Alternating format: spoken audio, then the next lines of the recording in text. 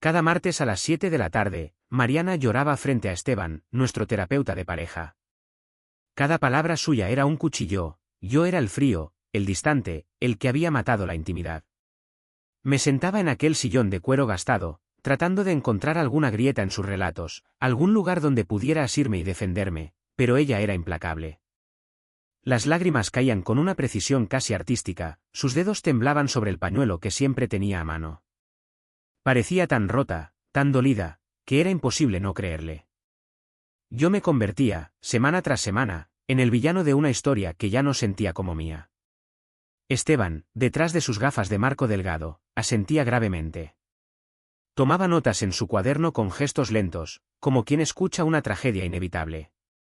Cada tanto alzaba la vista hacia mí, y sus ojos, que en otro contexto me habrían parecido comprensivos, ahora sé que ocultaban algo más profundo, una sombra de desprecio apenas disimulada. En aquellos primeros meses de terapia, mi mente se esforzaba en encontrar lógica donde solo había caos. Me preguntaba en qué momento me había vuelto tan indiferente. ¿Era mi culpa? ¿Había perdido la pasión y no me di cuenta? ¿Había dejado de ser el hombre del que Mariana se enamoró? La duda era una droga lenta, y cada sesión me inyectaba una nueva dosis. Aceptaba culpas que ni siquiera entendía, prometía cambios sin saber exactamente que estaba roto. Nuestra vida fuera del consultorio reflejaba ese teatro. En casa, Mariana era distante, siempre demasiado cansada, demasiado ocupada, demasiado triste para acercarse. La intimidad que tanto reclamaba en público parecía repugnarle en privado. El hogar que construimos juntos, una vez lleno de risas y proyectos, se había transformado en una casa de paredes frías y silencios interminables. Recuerdo una noche en particular. El aire olía a humedad y frustración. Habíamos vuelto de una sesión especialmente intensa. Mariana se encerró en el baño durante horas, llorando de un modo que me paralizó frente a la puerta cerrada. Me senté en el suelo del pasillo, cabeza apoyada contra la pared, sintiéndome como un intruso en mi propia vida. Pensé que debía esforzarme más. Que debía entenderla mejor. Que quizás, de alguna forma, merecía esa distancia que ella imponía. Cada fibra de mi ser estaba entrenada para luchar por lo que amaba, y en ese momento creía que mi amor podía salvarnos. ¡Qué ironía! Pero había momentos, breves, fugaces, en que algo en mi interior se revelaba. Una pequeña voz, acallada por meses de culpa, me susurraba que algo no encajaba. No era normal que todo el peso recayera solo sobre mis hombros. No era normal que la persona que decía querer arreglar las cosas no hiciera más que escalar los conflictos. Apagaba esa voz rápido, como quien pisa una chispa en un bosque seco. No quería ser el hombre que se rinde. No quería ser la confirmación de todos sus reproches. La verdad es que me sentía diminuto. Como un niño regañado frente a dos adultos que debaten sobre su futuro. Esteban, siempre apuntando sus gestos de apoyo hacia Mariana, nunca hacia mí. Cada vez que yo intentaba hablar, explicar, matizar, un silencio cargado flotaba en la sala, como si cada palabra mía fuera una excusa patética. Mirando atrás, hay detalles que ahora me gritan la verdad que entonces no quise ver. Las miradas de Esteban hacia ella, cargadas de una intensidad que no correspondía al rol de un profesional. El tono condescendiente que usaba conmigo, como si ya hubiera dictado su sentencia antes de oír mi defensa. ¿Y Mariana? Mariana parecía más viva en esas sesiones que en cualquier otro momento de nuestra rutina. Como si necesitara a toda costa ese escenario, ese público cómplice que validaba su papel de víctima sufrida. Hubo semanas en las que, terminando las sesiones, yo conducía por la ciudad sin rumbo fijo.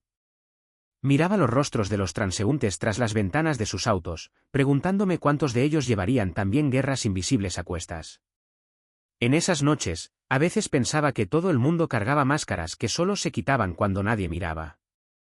Y la nuestra, la mía y la de Mariana, ya era tan pesada que apenas podíamos sostenerla. Cada pequeño intento de acercamiento se encontraba con una muralla invisible. Intentaba preparar cenas especiales, escapadas improvisadas, cartas escritas con torpeza en hojas de libreta. Pero ella reaccionaba con sonrisas forzadas o evasivas. El mensaje era claro, aunque jamás dicho en voz alta, yo no era suficiente. Por dentro, me rompía en pedazos que nadie veía. La sensación de traicionar mi propio valor, de pelear una guerra sin armas ni aliados, me fue consumiendo en silencio. Algunas madrugadas, sentado en el borde de la cama, la miraba dormir de espaldas a mí, tan lejos que podía haber estado en otro continente. Me preguntaba si realmente alguna vez la había conocido. Y luego estaba Esteban. Siempre con sus consejos de aceptación y responsabilidad emocional. Siempre validando el dolor de Mariana, mientras mi propio dolor era descartado como defensividad. Poco a poco, sin darme cuenta, había aceptado ser el enemigo de mi propia historia. Sin embargo, una grieta empezó a abrirse. No era grande, ni constante, pero estaba allí, un leve destello de incredulidad cuando los relatos de Mariana empezaban a sonar demasiado ensayados. Una nota mental cuando la actitud de Esteban se desviaba apenas de lo ético hacia lo personal. La desconfianza nació tímida, temerosa de lo que podía encontrar si cavaba más hondo. Y aunque me obligaba a enterrarla, noche tras noche, había algo en mí que ya no podía seguir ignorando. El instinto profundo de que estaba siendo engañado a una escala que aún no alcanzaba a comprender. Ese presentimiento, esa punzada aguda de sospecha, era la antesala inevitable del desastre. Solo que aún no sabía cuán profunda era la traición que me aguardaba. La noche que cambió todo comenzó de la manera más trivial. Habíamos vuelto de una de esas sesiones que ya me dejaban más vacío que esperanzado. Mariana se había encerrado en la habitación, exhausta según dijo, y yo me quedé en el comedor revisando papeles atrasados. La pila de facturas médicas sobre la mesa parecía burlarse de mí, como otro recordatorio más de todo lo que estaba fallando en nuestra vida. Buscando un comprobante específico, encendí el portátil que compartíamos. Una máquina vieja, lenta, que solíamos usar para cosas domésticas. No había intención de invadir su privacidad, no había un plan secreto. Solo era cansancio, rutina y necesidad de encontrar un maldito documento. Pero el destino, o lo que fuera, tenía otros planes esa noche. Cuando abrí el navegador, la sesión de Mariana seguía abierta. Por costumbre, cerré la pestaña del correo. No era asunto mío. Pero en el segundo que tardé en cliquear, vi algo que me hizo detener la mano, una carpeta marcada como «Consultas especiales». No era una etiqueta que recordara haber visto antes. No era una carpeta que pareciera destinada a la contabilidad ni a temas médicos. Algo en mí, esa voz que llevaba meses susurrando que algo estaba roto, gritó. La abrí. Y el mundo que conocía se rompió en 1000 pedazos. Dentro había decenas de correos intercambiados con Esteban. No mensajes formales, no temas de terapia. Eran confesiones íntimas, cargadas de un deseo crudo que me revolvió el estómago. Se citaban en horarios distintos a nuestras sesiones oficiales. Sesiones extendidas, las llamaban con una ironía que ahora me quemaba en la piel. Mensajes detallando encuentros físicos que no necesitaban interpretación. Fotos tomadas en la oficina de terapia, en ángulos que solo alguien verdaderamente arrogante o desesperado se atrevería a enviar. Pero no era solo eso. Lo peor eran las burlas. Se reían de mí. De mi cara de cordero, de mi necesidad patética de salvar lo insalvable. De cómo Esteban lograba lo que yo no podía, mientras yo le agradecía por ayudarnos. Cada línea era una puñalada, y aún así no podía dejar de leer. Era como contemplar el incendio de tu propia casa, sabiendo que no puedes hacer nada para salvarla. Durante largos minutos, me quedé inmóvil frente a la pantalla. El ventilador del portátil zumbaba en la habitación silenciosa. Desde el dormitorio llegaban los suaves sonidos de la respiración de Mariana, profundamente dormida, abrazada a su teléfono como si no hubiera un mañana. Tal vez para ella, realmente no lo había. Tal vez sabía que tarde o temprano todo saldría a la luz. El dolor fue tan brutal que por un momento creí que iba a vomitar. La traición no era solo sexual. Era emocional, espiritual, total. Había entregado mis miedos, mis defectos, mis heridas más profundas a dos personas que habían hecho de mi dolor su entretenimiento personal. Mientras yo me deshacía buscando soluciones, ellos orquestaban encuentros secretos y tejían mentiras más sofisticadas que cualquier red de terapia. La culpa que durante meses había sentido, la sensación constante de que yo era el problema, de que no era suficiente, se convirtió en algo distinto. Un vacío frío, cortante, como la hoja de un cuchillo recién afilado. Pero no lloré. No grité. No hubo arrebatos de furia ni llanto histérico. Solo silencio. Un silencio absoluto donde antes había confusión y miedo. Un silencio que no era resignación, sino el nacimiento de algo nuevo. Algo metódico, preciso, inevitable. Entendí que había perdido la batalla de salvar el matrimonio. Pero no había perdido la guerra que importaba, la de recuperar mi dignidad. Me prometí, en ese momento y sin palabras, que no actuaría con la misma bajeza con la que ellos habían actuado contra mí. No convertiría mi dolor en escándalo gratuito. No haría una escena. Sería quirúrgico. Guardé todas las pruebas. Descargué los correos, capturé las imágenes, organicé los mensajes. Cada archivo era una bala cuidadosamente almacenada para el momento adecuado. Sabía que no podía precipitarme. Que el primer paso mal dado podría permitirles victimizarse, manipular, girar la historia a su favor. Así que planeé. Planeé en la fría madrugada, mientras Mariana dormía tranquila a pocos metros. Planeé en el trayecto al trabajo, viendo las calles pasar como un borrón. Planeé en las noches de insomnio, mientras repasaba una y otra vez cada movimiento que debía dar. Y en ese proceso de planificación, algo en mí cambió.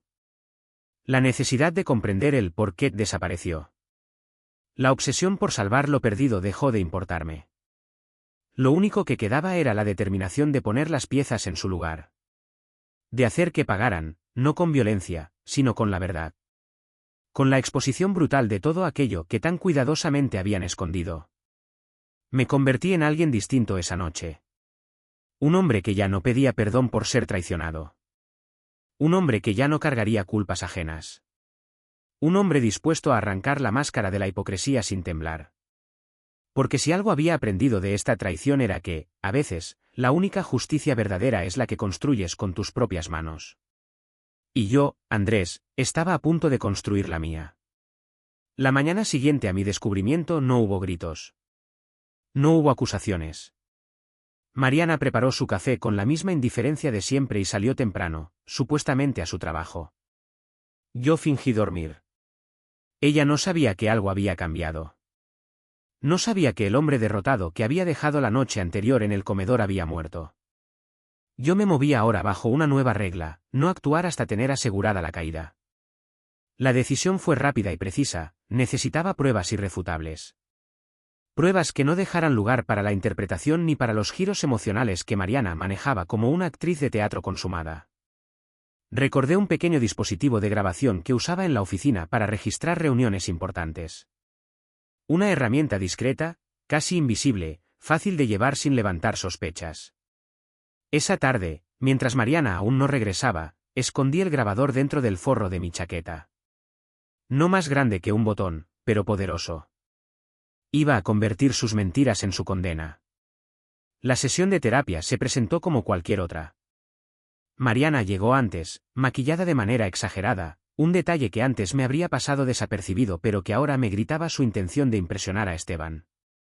Entramos al despacho. El sillón de cuero me pareció más pequeño, el aire más denso. Esteban nos recibió con su sonrisa ensayada, esa que hasta ayer confundía con empatía. Ahora veía la arrogancia detrás de cada gesto, de cada palabra medida. Me senté, el corazón latiéndome con una calma antinatural, y dejé que el juego comenzara. La sesión fue un teatro predecible, Mariana llorando, acusándome de no escucharla, de no comprender su soledad. Esteban asentía, reforzando cada palabra suya con una mirada de lástima cuidadosamente calculada hacia mí. Pero esta vez, yo observaba. Esta vez, cada frase, cada suspiro fingido, cada roce casual de rodillas entre ellos quedaba registrado, atrapado en mi chaqueta como evidencia inapelable. Hubo momentos que parecieron coreografiados. Esteban se inclinaba demasiado hacia ella, rozando su mano con la excusa de un gesto de consuelo. Mariana respondía con miradas que, lejos de ser de agradecimiento, destilaban una intimidad que no tenía cabida en un consultorio. Y luego vino el verdadero regalo, entre sollozos controlados, Mariana dejó escapar confesiones en clave. Frases ambiguas, cargadas de dobles sentidos, que para un oído inocente podrían sonar a nostalgia, pero que grabadas, ordenadas y expuestas, pintarían un retrato de absoluta corrupción profesional. La sesión terminó. Salimos del consultorio, y como en todas las sesiones anteriores, Mariana no dijo una palabra en el camino a casa. Pero yo sonreía por dentro. Ya tenía lo que necesitaba. Los días siguientes fueron una operación de recolección meticulosa. Copié todos los correos que había encontrado. Organicé las capturas de pantalla.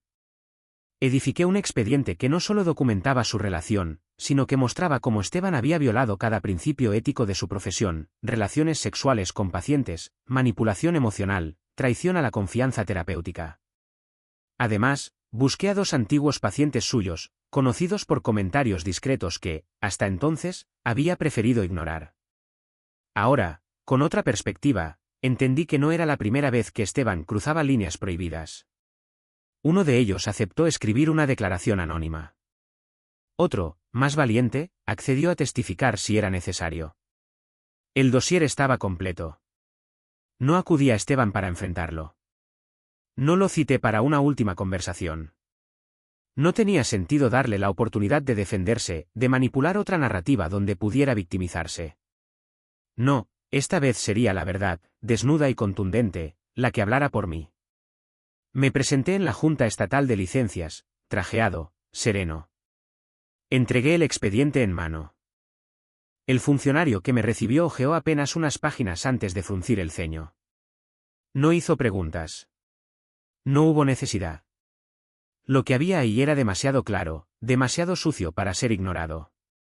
Supe que habían abierto una investigación formal en cuanto recibí el correo oficial apenas 2 días después. Lo que no esperaba era la rapidez con la que el castillo de Esteban empezó a derrumbarse. Primero fue la suspensión provisional de su licencia. Luego, el escándalo mediático. Algún periodista filtró la investigación, o quizás algún paciente harto de su doble vida, y la noticia se propagó como pólvora. El terapeuta estrella, el salvador de parejas, caía ante los ojos de todos. Lo que me sacudió fue enterarme de su vida privada. Esteban estaba casado. Tenía 2 hijos pequeños, una esposa que ahora, según rumores, lo había echado de casa sin darle tiempo a recoger sus cosas. Su reputación, su carrera, su vida familiar, todo se desmoronó en menos de una semana. Y Mariana, mi querida esposa, perdió en un instante al único cómplice que le quedaba. La vi derrumbarse poco a poco. Primero fue la pérdida de entusiasmo por las sesiones. Luego las miradas largas y ausentes mientras cenábamos en silencio. El día que la noticia de Esteban salió en televisión local, Mariana no salió de la cama. No comió. No habló. No hacía falta. Todo estaba dicho. Ya no tenía a quien culpar, a quien seducir, a quien manipular para prolongar su farsa. Me pregunté si alguna vez había amado a alguien, realmente. O si simplemente había amado el control, la atención, el juego del poder disfrazado de necesidad emocional. No importaba ya. Yo había recuperado algo que ellos jamás volverían a tener, mi dignidad. Y aún no había terminado. Lo que Mariana no sabía era que el siguiente acto del juego ya estaba en marcha. Uno donde no solo perdería a su amante, sino también todo lo que había intentado construir sobre las ruinas de nuestro matrimonio. Esta vez, la caída sería definitiva. Cuando Esteban cayó, arrastrando su reputación y su vida familiar al abismo, Mariana quedó flotando en un vacío que ni ella misma pudo comprender. La seguridad que le brindaba su amante, la red oculta que sostenía sus mentiras, desapareció de un día para otro. Y sin esa red, ella no era más que una mujer desnuda ante sus propias miserias. No tardaron en llegar los primeros intentos de acercamiento. Primero fueron mensajes de texto, lacónicos, disfrazados de preocupación. Luego llamadas nocturnas, nunca contestadas. Y finalmente, cartas. Cartas escritas a mano, con su caligrafía temblorosa, llenas de frases que pretendían ser sinceras, pero que apestaban a desesperación. En esas líneas, Mariana hablaba de confusión, de errores emocionales, de necesidad de sentirse deseada. Decía que había perdido el rumbo, que se había dejado llevar por un vacío interno que ni siquiera sabía explicar. Juraba que todavía me amaba. Que todavía había algo entre nosotros que valía la pena salvar. Era irónico. Meses acusándome de ser el culpable de todo, y ahora, cuando su mundo artificial se derrumbaba, venía a mí buscando refugio. Durante días ignoré sus súplicas. Las cartas se apilaban sobre la mesa del comedor como fantasmas de un pasado al que ya no pertenecía. Pero finalmente, decidí darle una última escena. No por ella, sino por mí. La cité en el mismo café donde, años atrás, habíamos tenido nuestra primera cita. Un pequeño local en una esquina olvidada de la ciudad, con mesas de madera viejas y olor a café recién hecho. Recordaba perfectamente cómo había sido aquella tarde, su risa ligera, el brillo de esperanza en sus ojos, la ilusión de estar construyendo algo auténtico. Esta vez sería diferente. Esta vez la memoria serviría como contraste brutal para todo lo que habíamos perdido. Cuando llegué, Mariana ya estaba allí. Había hecho un esfuerzo evidente por recuperar algo de la mujer que solía ser. El maquillaje cuidadosamente aplicado, la ropa elegante, el perfume dulce que una vez asocié con hogar. Pero la inseguridad brotaba de sus gestos. El movimiento nervioso de sus manos. La forma en que sus ojos barrían la sala en busca de una reacción que no llegaba. Me senté frente a ella. La dejé hablar. Dejó salir un torrente de palabras, remordimiento, culpa, esperanzas de reconstruir lo destruido. Las lágrimas no tardaron en aparecer, como siempre habían hecho, solo que ahora yo ya conocía el guión. Cada sollozo, cada súplica, cada frase cargada de autocompasión era parte de una función desesperada por recuperar algo que ya estaba muerto. Yo no interrumpí. No la consolé. No discutí. Solo esperé. Cuando finalmente sus palabras se agotaron y solo quedó el eco del café llenándose y vaciándose a nuestro alrededor, saqué el sobre que había traído. Lo coloqué sobre la mesa entre nosotros, como quien deja un cuchillo afilado al alcance del enemigo. Ella lo miró, confundida, esperanzada, como si esperara encontrar dentro una carta de reconciliación, una promesa de redención. Pero lo que encontró fue otra cosa. Dentro del sobre estaban las copias de todo. Los correos electrónicos entre ella y Esteban. Las capturas de pantalla de sus citas secretas. Las transcripciones de la grabación que había hecho en la última sesión de terapia. Cada prueba, cada mentira, cada traición cuidadosamente organizada y documentada, como ladrillos en la tumba de lo que una vez fuimos. Y, encima de todo, una nota breve escrita de mi puño y letra. No quiero tu amor. Quiero que lleves este peso el resto de tu vida. Como yo llevé el tuyo mientras fingías ser quien no eras. La reacción fue inmediata. El rostro de Mariana pasó del desconcierto a la devastación en cuestión de segundos. Las lágrimas que antes parecían controladas ahora brotaron incontrolables. Su cuerpo tembló, sus manos intentaron recoger los papeles esparcidos con torpeza, como si pudiera borrar lo que ya estaba expuesto. Las miradas de las otras personas en el café comenzaron a girarse hacia nuestra mesa. Algunos clientes susurraban entre ellos, otros simplemente miraban en silencio, demasiado educados o demasiado curiosos para apartar la vista. Mariana, que tanto había controlado cada escena de su vida, quedaba ahora desbordada en público, sin máscara que la protegiera. Me levanté con calma. Pagué la cuenta sin mirar atrás. No dije una sola palabra más. La dejé allí, rodeada de su propio desastre, abrazando papeles que contaban su verdadera historia, llorando no por amor perdido, sino por el peso insoportable de su derrota. Al salir a la calle, el aire fresco me golpeó el rostro como una bendición. Era como si cada paso que daba alejándome de aquel lugar limpiara un poco más las heridas invisibles que había cargado por tanto tiempo. No sentí alegría, ni venganza consumada. Lo que sentí fue paz. La verdadera victoria no era verla destruida. Era verme a mí mismo caminando hacia adelante, libre de una cárcel que ni siquiera había sabido que me aprisionaba. Y lo mejor de todo era que la última imagen que Mariana tendría de mí no sería de un hombre vencido, ni de un hombre suplicante. Sería de un hombre que, en el momento más oscuro, eligió no rebajarse a su nivel.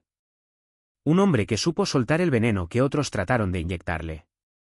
Salí del café dejando atrás a Mariana, su llanto desbordado, su derrota expuesta bajo la luz indiferente de un mundo que seguía girando.